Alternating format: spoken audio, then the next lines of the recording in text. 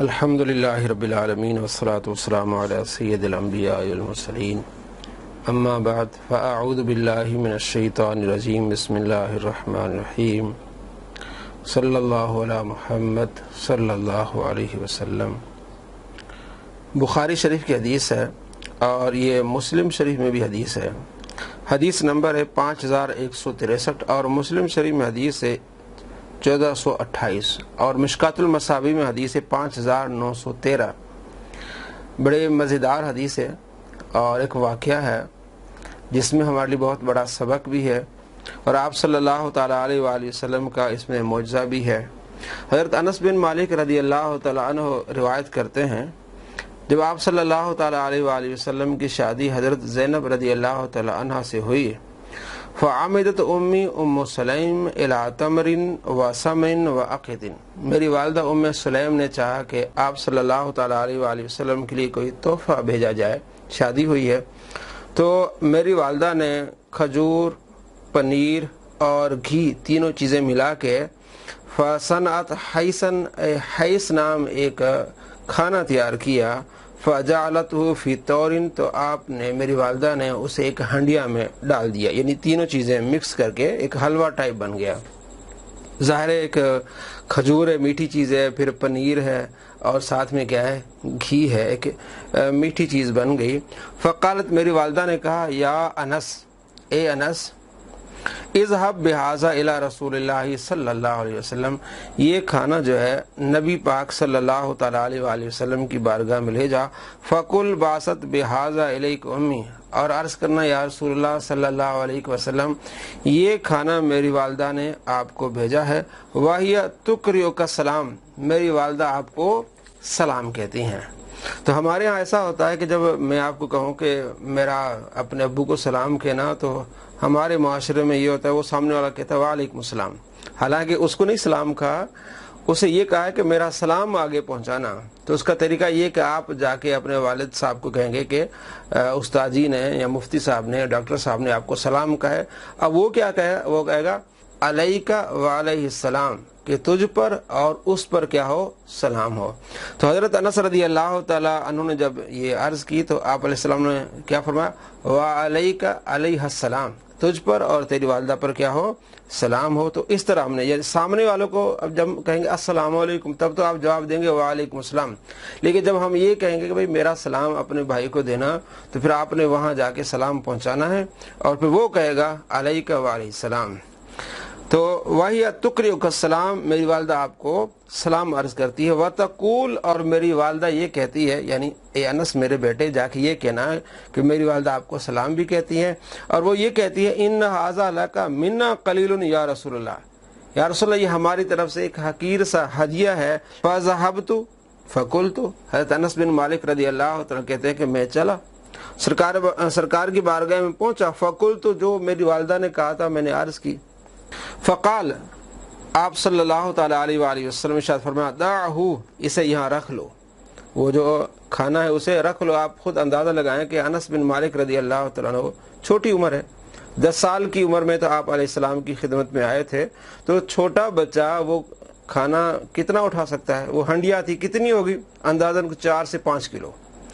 آپ علیہ السلام فرمایا اسے رکھ لو، اذهب فادع لی فلانا و فلانا و فلان، جاؤ فلاں فلاں اور فلاں کو دعوت دو، رجالا سماہم، آپ صلی اللہ تعالیٰ علیہ وآلہ وسلم نے ان کے نام بھی لیے، ظاہر ہے ان میں سے ابو بکر ہوں گے، عمر ہوں گے، عثمان ہوں گے، علی ہوں گے، طلحہ ہوں گے، زبیر ہوں گے رضی اللہ عنہم۔ فرمایا فلاں فلاں کو دعوت دو، کیونکہ آپ علیہ السلام کی شادی ہوئی، دوسرے دن ایک ولیمے کا بھی ایک سسٹم ہے۔ رجالن سماہم، آپ علیہ السلام نے نام بتایا کہ فلاں فلاں کو دعوت دو، وادع لی من لقیت، اور ہر اس صحابی کو دعوت دینا جو تجھے راستے میں ملے۔ فدعوت من سما ومن لقیت، حضرت انس بن مالک رضی اللہ عنہ کہتے ہیں کہ میں نے دعوت دی، جن کا نام آپ صلی اللہ تعالیٰ علیہ وآلہ وسلم نے بتایا میں نے ان کو دعوت دی، اور جو بھی مجھے ملا میں نے اسے بھی دعوت دی۔ آپ علیہ السلام کے گھر پہنچو، نبی علیہ السلام نے آپ کے لیے کھانے کا انتظام کیا ہے، اور کھانا کیا ہے، 5 کلو کی ایک ہنڈیا ہے۔ فرجعت فاذا البیت غاص بأہلی، جب میں واپس آیا دعوت دے کے تو میں نے دیکھا کہ نبی علیہ السلام کا گھر بھرا ہوا ہے صحابہ کرام علیہ رضوان کی آمد سے۔ ہمارے ہاں تو یہ ہوتا ہے نا کہ ہم دعوت دیتے ہیں، پھر بعد میں بعض اوقات اعلان بھی کرتے رہتے ہیں بھائی کھانا تیار ہے آ جائیں، لیکن صحابہ کو تو محبت تھی، انہیں تو چاہیے تھا کہ نبی علیہ السلام ہمیں بلائیں۔ حضرت انس بن قادر جب میں واپس آیا تو گھر بھرا ہوا تھا صحابہ کرام علیہ رضوان سے۔ قیل لانس، حضرت انس رضی اللہ تعالیٰ عنہ سے ان کے شاگردوں نے پوچھا کہ عددکم کم کانم، کتنے صحابہ کرام علیہ رضوان گھر میں آگے آپ علیہ السلام کے؟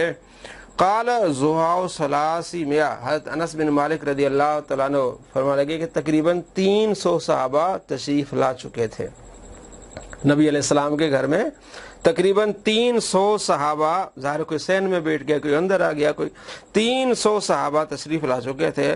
فرأیت النبی، پھر میں نے دیکھا آپ صلی اللہ تعالیٰ علیہ وآلہ وسلم کو، وضع یدہ علی تلک الحیصۃ، آپ علیہ السلام نے اس کھانے پر آپ نے ہاتھ رکھا، وتکلم بما شاء اللہ، جو اللہ نے چاہا آپ نے پڑھا، کھانے پہ پڑھا، آپ علیہ السلام نے کھانے پر پڑھا، تو کھانے پر پڑھ کر کھانا کیا ہو جائے گا؟ یہ سنت رسول ہوگی، اور آپ صلی اللہ تعالیٰ علیہ وآلہ وسلم کی محبت میں ایسا کرنا چاہیے۔ وتکلم بما شاء اللہ، آپ علیہ السلام نے جو چاہا پڑھا۔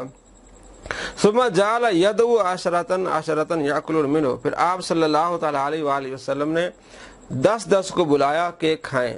گھر چھوٹا تھا، ٹولیاں بنائی، یہ بھی ایک طریقہ ہے کہ آپ ٹولیاں بنا کے صحابہ کو کھلاتے رہے۔ تو 10 صحابہ کو ٹولیاں بنا کے آپ صلی اللہ تعالیٰ علیہ وآلہ وسلم ان کو بلایا۔ وَيَقُولُ لَهُمْ، اور آپ علیہ السلام انہیں فرما رہے تھے، جب کہا 10 آ جائیں تو آپ انہیں فرما رہے تھے اذکروا اسم اللہ وَلْيَأْكُلْ كُلُّ رَجُلٍ مِّمَّا يَلِيهِ، کھانا کھانے سے پہلے آپ نے اللہ کا نام لینا ہے، یعنی بسم اللہ پڑھنی ہے۔ آپ علیہ السلام تعلیم بھی ارشاد فرما رہے ہیں کہ کھانا کھانے سے پہلے اللہ کا نام لینا ہے، اور ہر بندہ اپنی جانب سے کھانا کھائے۔ یہ بھی ایک طریقہ ہے، ہر بندہ اپنی جانب سے کھانا کھائے۔ اگر کھانا ایک ہی ہے، مثلا صرف چاول ہے، تو ہر بندہ اپنی جانب سے کھائے۔ اگر مختلف کھانے ہیں تو پھر آپ کہیں بھی ہاتھ سے کوئی چیز اٹھا سکتے ہیں۔ قال، حضرت انس بن مالک رضی اللہ تعالیٰ عنہ فرماتے ہیں فَأَكَلُوا حَتَّى شَبِعُوا، تمام صحابہ نے کھانا کھایا، حتیٰ شبعوا، کھانا صرف کھا کے چکھا نہیں، حتیٰ شبعوا، پیٹ بھر کے کھانا کھایا۔ اب آپ خود اندازہ لگائیں، 5 کلو کی اندازاً ایک ہنڈیا ہے جس میں سے 300 صحابہ پیٹ بھر کے کھانا کھاتے ہیں۔ یہ آپ صلی اللہ تعالیٰ علیہ وآلہ وسلم کے ہاتھ کی برکت ہے، اور آپ علیہ السلام نے جو پڑھا کلام اس کی کیا ہے؟ برکت ہے۔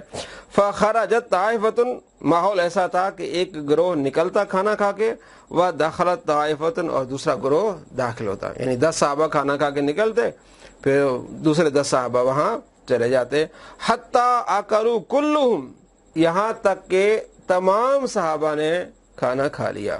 اکلہم کلہم حتیٰ اکلوا کلہم، یہاں تک کہ تمام صحابہ نے جو کھانا کھا لیا۔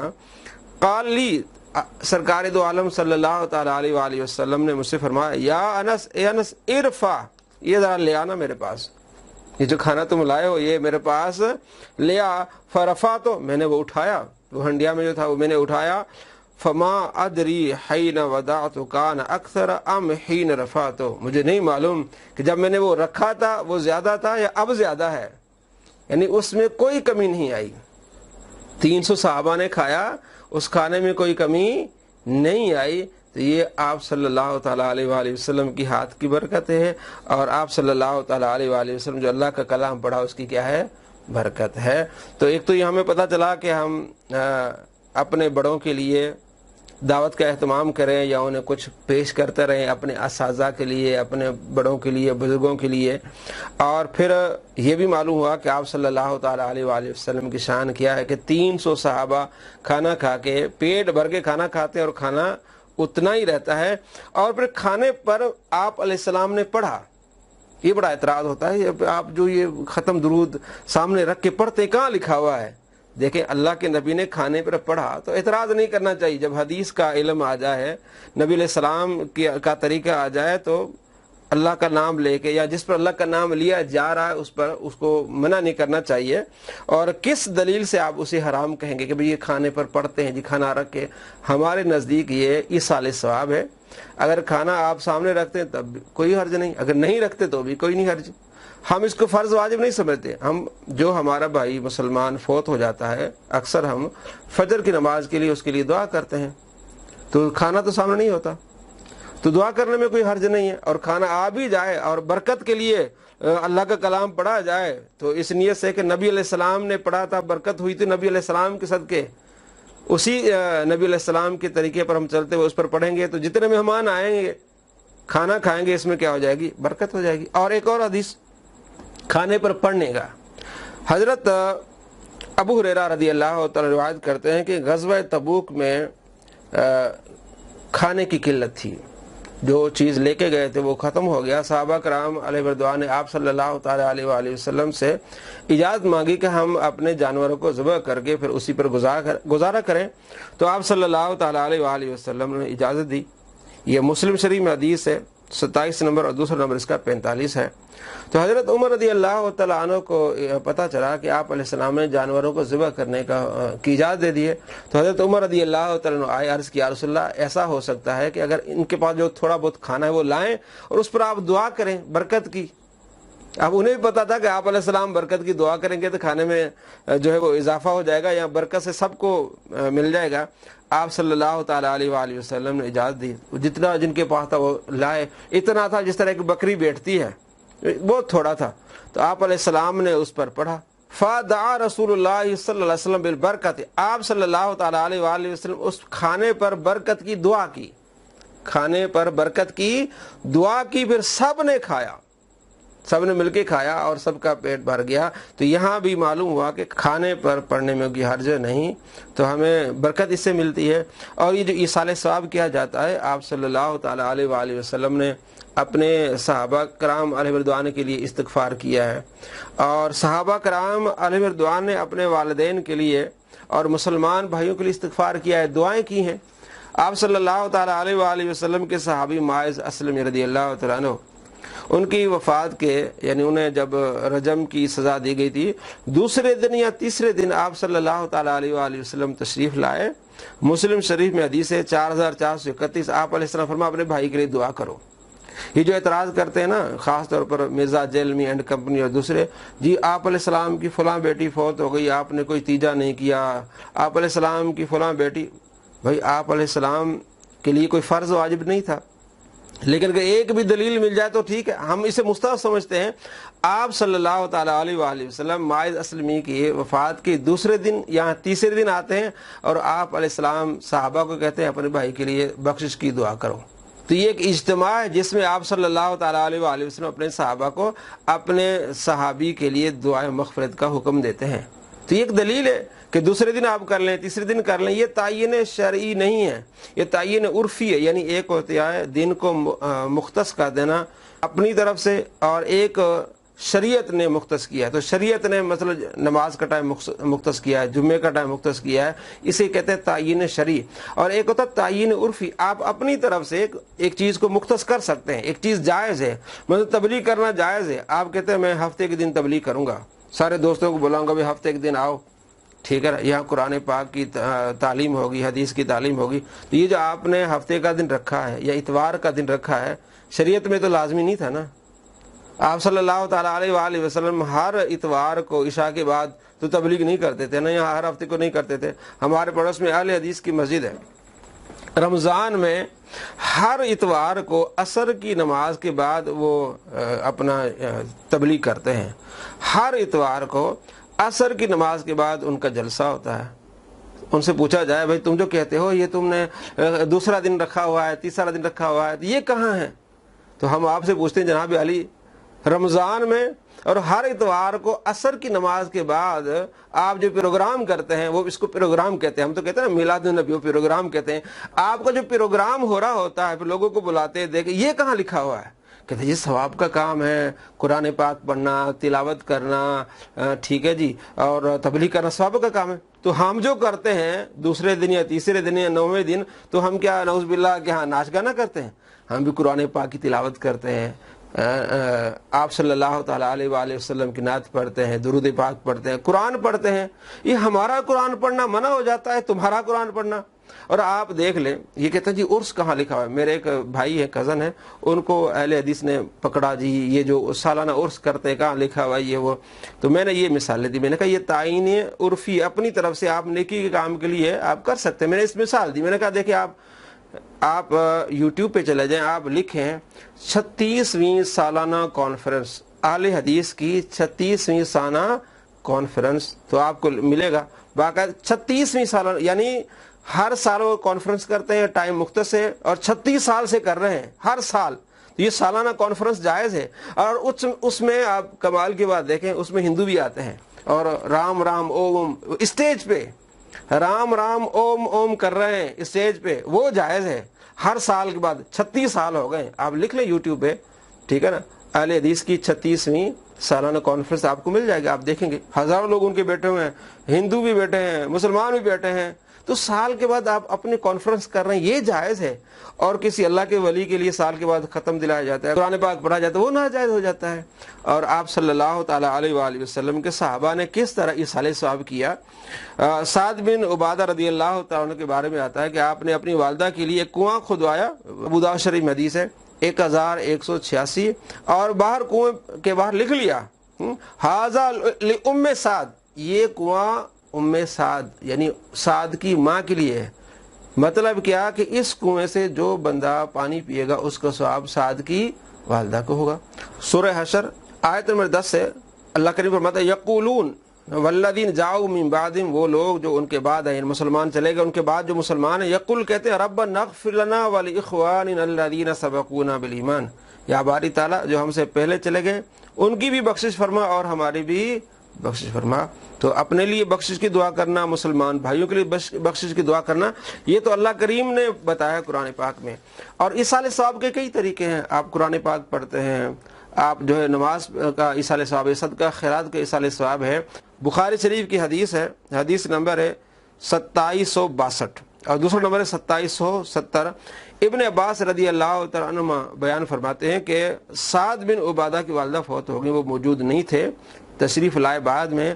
آپ صلی اللہ تعالیٰ علیہ وآلہ وسلم سے پوچھا یا رسول اللہ میری والدہ فوت ہو گئی ہیں, تو میں ان کی طرف سے اگر کوئی صدقہ کروں تو انہیں نفع ہوگا. آپ صلی اللہ تعالیٰ علیہ وآلہ وسلم ہاں کیوں نہیں نفع ہوگا.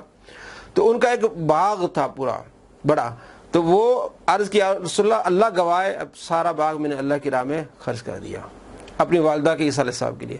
پورا باغ اپنی والدہ کے ایصال ثواب کے لیے کیا کر لیا, خرچ کر لیا. ہمارے ہاں تو 2-4 ٹرے ہوتی نا پھلوں کی, اس پر لوگوں کو تکلیف ہوتی ہے. اب یہ صحابی نے پورا باغ ہی اللہ کی راہ میں کیا کر دیا, خرچ کر دیا, تو پھر تکلیف تو یہاں ہونی چاہیے. پتہ چلا پھل ہو, صدقہ ہو, خیرات ہو.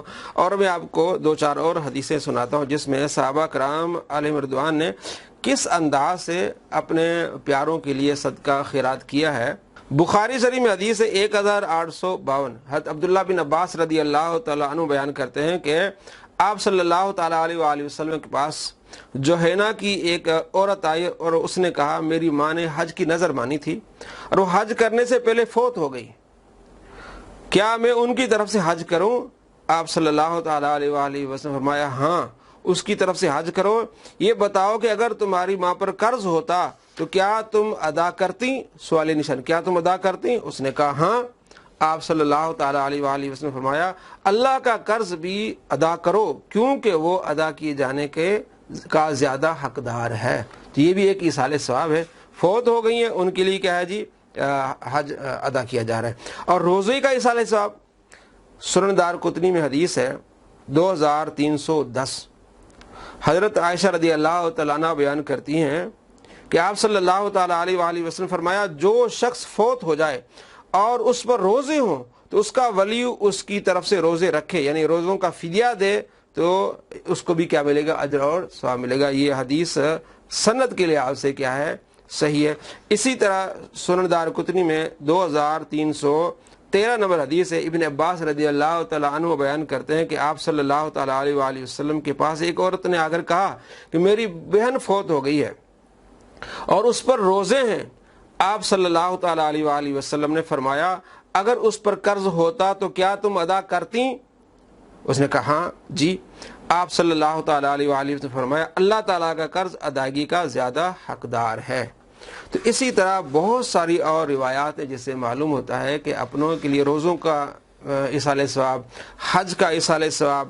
ابو داؤد شریف میں حدیث ہے 2792 حسن حدیث ہے کہ آپ صلی اللہ تعالیٰ علیہ وآلہ وسلم قربانی کرتے تھے، دو جانوروں کی قربانی کرتے تھے، دو مینڈے ہوتے تھے، تو آپ کیا فرماتے تھے؟ اللہم تقبل من محمد و آل محمد و امت محمد، یا باری تعالیٰ یہ محمد صلی اللہ تعالیٰ علیہ وآلہ وسلم کی طرف سے قبول فرما، اور آل محمد اور امت محمد، آپ صلی اللہ تعالیٰ علیہ وآلہ وسلم اپنی قربانی اپنی امت کو بھی اس میں شامل کرتے تھے۔ یہ بھی کیا ہے؟ ایصال ثواب ہے۔ اور ابو داؤد شریف میں حدیث ہے 2790 حضرت علی رضی اللہ تعالیٰ عنہ بھی 2 قربانیاں دیا کرتے تھے۔ ان سے پوچھا گیا کہ آپ 2 قربانیاں کیوں کرتے ہیں؟ تو حضرت علی رضی اللہ تعالیٰ عنہ نے فرمایا کہ رسول اللہ صلی اللہ تعالیٰ علیہ وآلہ وسلم نے مجھے وصیت فرمائی تھی کہ میں آپ صلی اللہ تعالیٰ علیہ وآلہ وسلم کی طرف سے قربانی کیا کروں، بس میں آپ کی طرف سے قربانی کرتا ہوں۔ یعنی 2 قربانی اس لیے، ایک اپنی طرف سے اور ایک آپ صلی اللہ تعالیٰ علیہ وآلہ وسلم کی طرف سے۔ تو قربانی کا بھی ایصال ثواب ہے۔ اب قربانی کا دن آنے والے ہیں تو اس میں آپ اپنے والدین کے لیے بھی ایک حصہ ڈال سکتے ہیں۔ تو قربانی کا، روزوں کا، حج کا، اسی طرح پھل فروٹ، اسی طرح پانی ہے، یعنی جو بھی نیکی ہے، قرآن پاک مسجد میں رکھ لیں، مدرسے میں رکھ لیں، مسجد بنا لیں، مدرسہ بنا لیں، جو بھی نیکی ہے دعا کر لیں، استغفار کر لیں، مسلمانوں کو بلا کے دوسرے دن، تیسرے دن یا 9ویں دن، اس میں کوئی فرض واجب نہیں کہ 9 ہو 40واں فرض نہیں ہے، لیکن اگر مسلمان کرتے ہیں، اچھا جانتے ہیں اور مسلمان اس میں جمع ہو جاتے ہیں تو کوئی حرج نہیں ہے۔ اور اس میں کیا ہے؟ بیٹھ کے دعا کرنی ہے، اور دعا اللہ تبارک و تعالیٰ کو بہت قبول ہے۔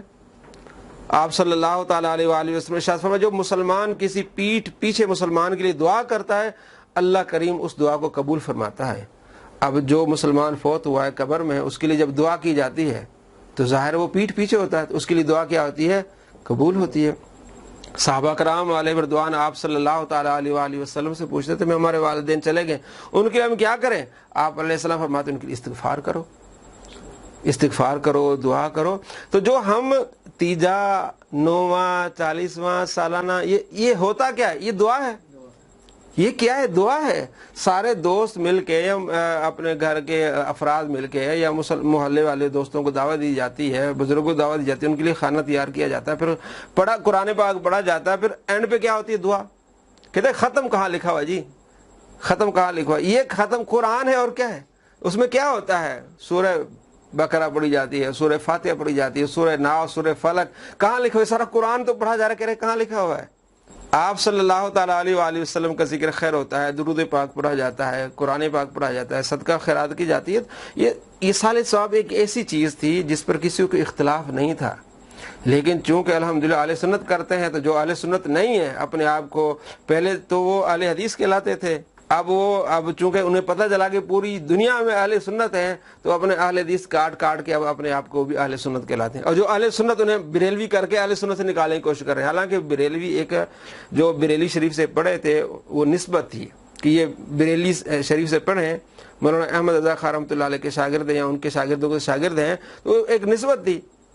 تو اصل میں وہی آپ بچپن میں آپ دیکھ لیں 2 ہی چیزیں تھیں، سنی وہابی، ٹھیک ہے نا، سنی اور وہابی۔ ہم سنی تھے، دوسرے کے ہاتھ ہے وہابی۔ اب وہابی سنی بن گئے، ہمیں کہتے ہیں بریلوی ہیں، چلے گئے۔ بریلی ایک یہ الگ کوئی مسلک نہیں، نہ مولانا احمد رضا خان رحمۃ اللہ علیہ کوئی الگ کوئی مسلک دیا ہے۔ ان کا جو نظریہ ہے، جو ان کی باتیں، وہ کیا ہے؟ وہ ساری وہی جو محدثین نے لکھی ہے، بزرگان دین لکھی ہے، جو اہل سنت نے، وہ شروع میں لکھتے ہیں احمد رضا سنی، حنفی، محمدی۔ تو اس چیز کو اٹھا کے تو لوگ جی بریلوی ختم دلاتے ہیں، کہاں لکھا ہوا ہے؟ جی کیا کرتے ہیں جی؟ ہم قرآن پاک پڑھتے ہیں۔ ہم آپ ہی سے پوچھتے ہیں جی، آپ جو جیسے میں نے پہلے ہی بتایا، ہمارے پڑوس میں اہل حدیث ہیں، غیر مقلدین، ان کی مسجد ہے، تو رمضان میں ہر اتوار کو عصر کی نماز کے بعد وہ پروگرام کرتے ہیں۔ آپ سے ہم پوچھتے ہیں جناب علی، آپ کا پروگرام کہاں لکھا ہوا ہے؟